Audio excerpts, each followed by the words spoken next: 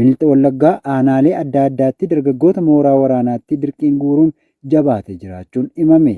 Caalee Raangameessaa waan qindeeffatte qabdi. Lixa Wallaggaa aanaalee hedduu keessaa loltoonni PP dargaggoota abdii biyyaa ta'an dirqiin guuranii mooraa waraanaatti erguun jabaate itti fufuun torban kana keessa qofa dargaggoonni hedduun akka ukkaanfaman jiraattonni arraata biyyoolessa Oromiyaatti himaniiru. Addattuu aanaalee akka Mana Sibuu, Eltukaarraa, Lataa Sibuu fi Najjoo dabalatee kanneen hafan biroo keessaa jumlaan daandii gubbaa dhaabbatanii qabuun mooraa bulchiinsa aanichaatti walitti qabanii konkolaataatti fe'anii gara mooraa waraanaatti geessaa akka jiranis kan ibsan jiraattonni. Maatiinis ilmaan isaanii akka mooraa hin deemneef caasaalee bilxiginnaa kadhatanis ilmaan isaanii hambisuu akka hin dandeenye sitti dabaluun ibsaniiru. Akka jiraataan tokko ona Mana Sibuu irraa yaada isaa arraata biyyoolessa Oromiyaaf qoode ibsutti namoonni baadiyyaa irraa gara magaalaa deemuu danqamuu fi mana isaanis bulaa akka hin jirre himuun dargaggoonni yoo mana bulan waraanni bilxiginnaa qe'ee isaanii barrii barraaqaan deemuun qabanii dirqiin mooraatti ergaa jiru jechuun dubbata. Kana malees dargaggoota gariin ammoo ilaalchaan qoodanii waraana bilisummaa Oromoo deeggarta jechuun hidhaatti darbuu fi lubbuu isaaniis soora bineensaa gochaa akka jiranis itti dabaluun addeesseera. Godina Boorana Bahaatti waraanni mootummaa naannoo Sumaalee uummata irratti lola banuun himame.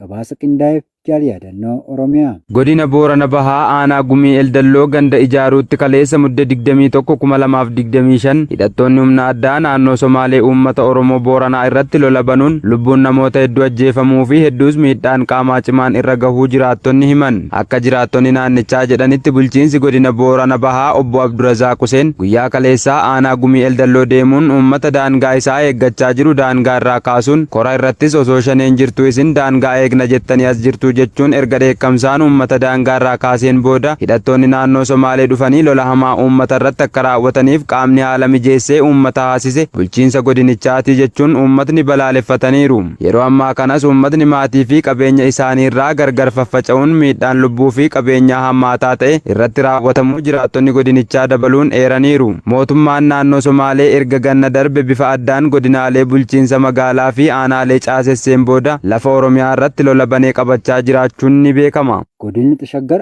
aanaa jalduutti gara jabeeyyii loltoota murna bilisiginnaan maatii qabsaa'otaa irratti saamichaa fi hidhaan jabaachuun ifoome.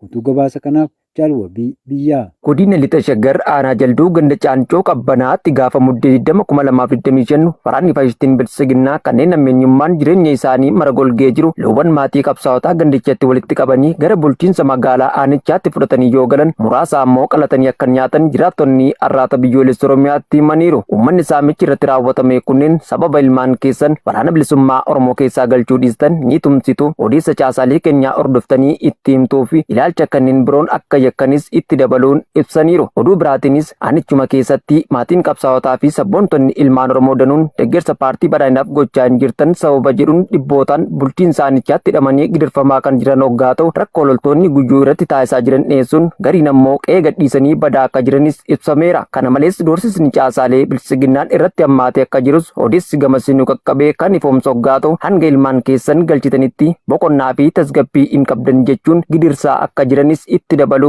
addeessaniiru. Godina Baalee Lixaa aanaalee garaagaraa keessatti hawaasni naannoo bosonaa fi gaarreenii jiran kaabinoota PP'n akka buqqaan taasifamaa jiraachuun dhaga'ame.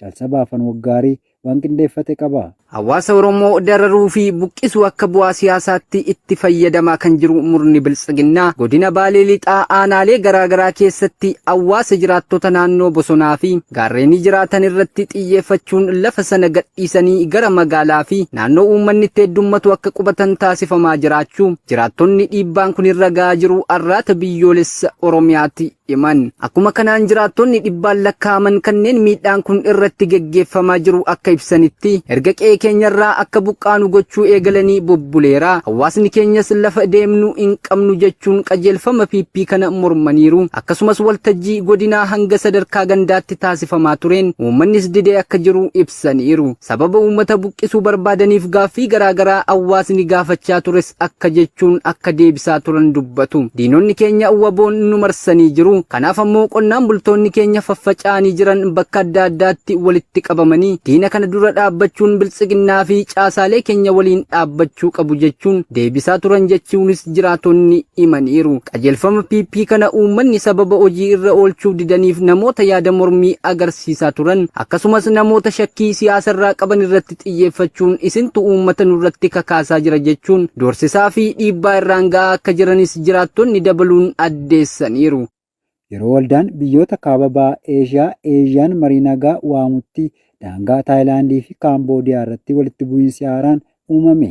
Dabalata isaaf jaalamansiis kaayyoo. Ministeeronni dhimma alaa kibba bahaa Eeshiyaa waldhabdee lubbuu namaa galaafatu biyyoota ollaa lamaan gidduutti uumameef furmaata argachuuf Maaleejiyaatti wal arguuf sa'aatii muraasa dura daangaa Taayilaandii fi Kaamboodiyaa irratti lolli haaraan ka'eera. Walitti bu'iinsi ganamaarraa uumame kun tattaaffii dippiloomaasii waldaa biyyoota kibba bahaa Eeshiyaa waliigaltee dhukaasa dhaabuu jalqaba baatii adoolessa keessa pireezidaantii Maaleejiyaa fi Yuunaayitid Isteet Doonaald Tiraampiin giddugaleessa godhatee salphisuuf sodaachisa. Waldhabdeen kun erga muddee 8 deebi'ee jalqabee yoo xiqqaate lubbuu namoota 40 kan galaafate yoo ta'u namoota gara miliyoona 1tti dhiyaatan daangaa gama lamaanii irraa qe'ee isaaniirraa buqqiseera. Ministeerri ittisa biyyaa Kaamboodiyaa dilbata kaleessaa Taayilaand xiyyaarota waraanaa F-16 kanneen boombii 4 bulchiinsa Beentaayaay Meeyyanchaay keessatti darbatan bobbaasuun naannoo ganda Pireechaan keessatti gaazii sumii dhukaasuun himata jedha dhaabbatni oduu